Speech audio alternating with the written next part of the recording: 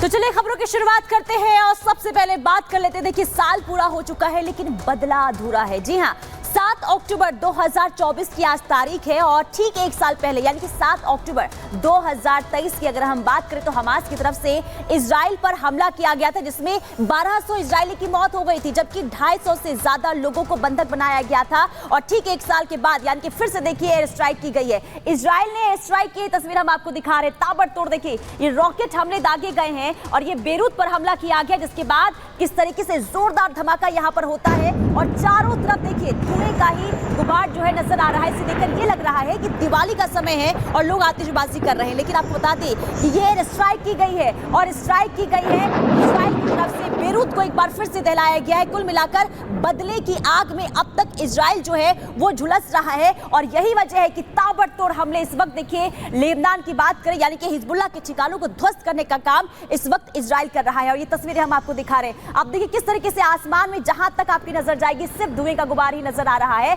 और आपको बता दें कि ताबड़तोड़ जिस तरीके से बम बरसाए गए हैं इजराइल की तरफ से एक बार फिर से बेरूत जो है वो दहल उठा है। लगातार वहां पर हमले इजराइल की तरफ से हो रहे हैं। इजराइल जो है रुकने का नाम नहीं ले रहा है और बमों की बारिश जो है एक के बाद एक बेरूत में की जा रही है। और एक बार फिर से ये कल रात की तस्वीर आपको दिखा रहे। देखिए जहां तक यानी कि आसमान में जहां तक आपकी नजर जाएगी वहां तक सिर्फ धुएं का ही गुबार नजर आ रहा है। और इससे साफ तौर पर लग रहा है कि जब तक इजराइल जो है वो अपना बदला नहीं ले लेगा तब तक वो रुकने वाला नहीं है क्योंकि एक साल पूरा हो चुका है। 7 अक्टूबर आज की तारीख और ठीक एक साल पहले जिस तरीके से हमास की तरफ से इजराइल पर हमला किया गया और वही यानी कि उसी का बदला अब इजराइल की तरफ से बीते एक सालों में लिया जा रहा है। लेकिन अब तक इजराइल का यह बदला पूरा नहीं हुआ है। अगली खबर के लिए रुक कर लेते हैं महिमा का।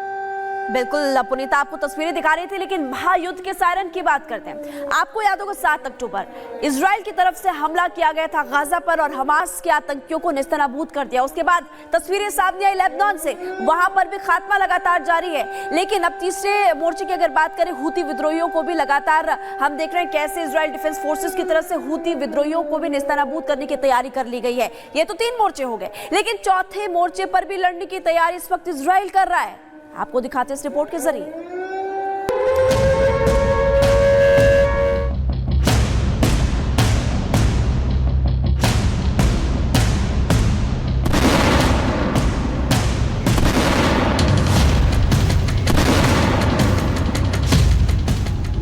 अक्टूबर का बदला ले रहे इजराइल ने हमास को नेस्तनाबूद कर दिया।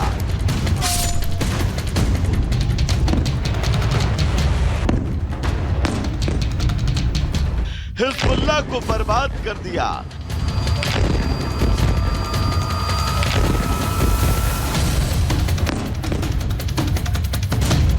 यमन के हूती विद्रोही उसके निशाने पर हैं।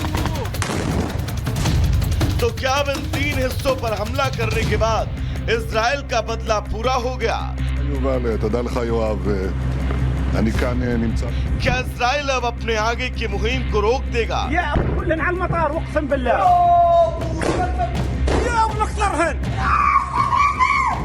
ऐसा लगता नहीं है क्योंकि एक चौथा मोर्चा भी है जिस पर इजराइल की नजरें टिकी है और इजराइल उस मोर्चे पर भी मुंह तोड़ जवाब देने के लिए बेचैन है।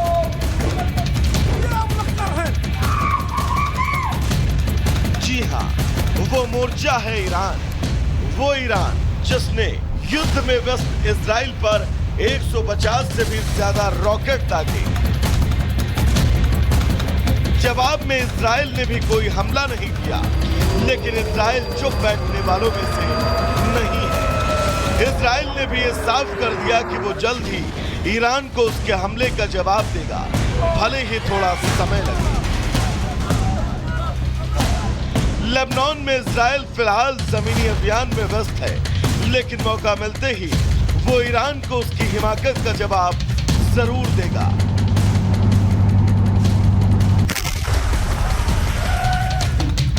तो दूसरी तरफ ईरान भी इस बात को लेकर आशंकित है कि 7 अक्टूबर को जब इजराइल हमास के हमले की बरसी मना रहा होगा तो कहीं वो उस रॉकेट हमले का बदला न ले ले जो ईरान ने उस पर हाल ही में की।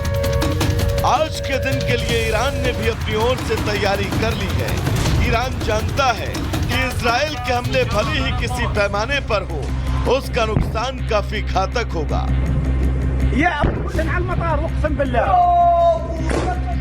इजराइल पर रॉकेट हमले करने के बाद ईरान के सुप्रीम लीडर जब पहली बार देश के सामने आए तो उन्होंने साफ शब्दों में मुसलमानों को इजराइल के खिलाफ एकजुट होने की अपील की और अरब देशों से भी इजराइल के खिलाफ कदम उठाने को कहा। आने वाली 9 तारीख को अमेरिकी रक्षा सचिव लॉर्ड ऑस्टिन ने इजराइल के रक्षा मंत्री गैलेंट की मुलाकात वॉशिंगटन में होने वाली है। चर्चा है कि ईरान पर जिस हमले के लिए इजराइल बेचैन बैठा है उसकी हरी झंडी इस बैठक में मिल जाए। अगर अमेरिका की ओर से इजराइल को ईरान पर हमले की हरी झंडी मिली तो फिर ईरान की मदद के लिए वो देश कूद सकते हैं जो अमेरिका के दुश्मन हैं। जी हाँ, हम बात रूस और चीन की कर रहे हैं। ऐसे में सवाल उठता है कि मिडिल ईस्ट ही वो मैदान है जहां तीसरे विश्व युद्ध की कहानी लिखी जाएगी।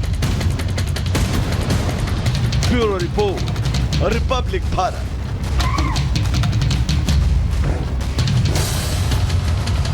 तो 7 अक्टूबर के लिए इजराइल की क्या तैयारी, ये आपको इस रिपोर्ट के जरिए बताया। लेकिन अब देखिए अलर्ट मोड में इस वक्त इजराइल कैसे है, ये आपको बताते हैं। गाजा बॉर्डर पर सैनिकों की मजबूत तैनाती कर दी गई है। गाजा पट्टी पर अब रॉकेट से हमला हो सकता है क्योंकि हमास के आतंकी कर सकते हैं रॉकेट से हमला, इसलिए वहां पर सैनिकों की तैनाती कर दी गई है। देखिए डिफेंस सिस्टम भी अब इस वक्त अलर्ट मोड पर इजराइल का, और 3 लेयर डिफेंस सिस्टम जो है वो तैयार किया गया है। तो इजराइल की तरफ से क्या तैयारी की जा रही बॉर्डर पर, यह हमने आपको ग्राफिक्स के जरिए बताया।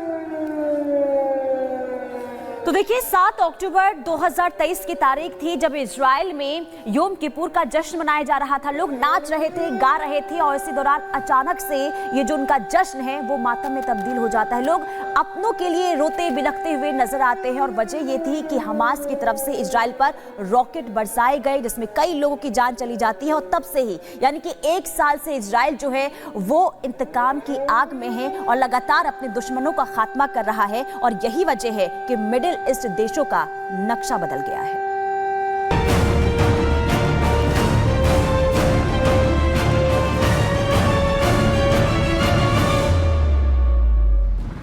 मिडिल ईस्ट में आज जो तबाही का मंजर गाजा से लेकर लेबनान तक आप देख रहे हैं उसकी शुरुआत इसी रॉकेट हमले से हुई थी। इन रॉकेट हमलों ने ही इजराइल के गुस्से की आग को भड़का दिया और इस आग में आज हमास और हिजबुल्लाह के सिर्फ आतंकी ही नहीं बल्कि पूरा मिडिल ईस्ट जल रहा है। आग की लपटें गाजा और बेरूत के रास्ते तेहरान तक पहुंच चुकी है।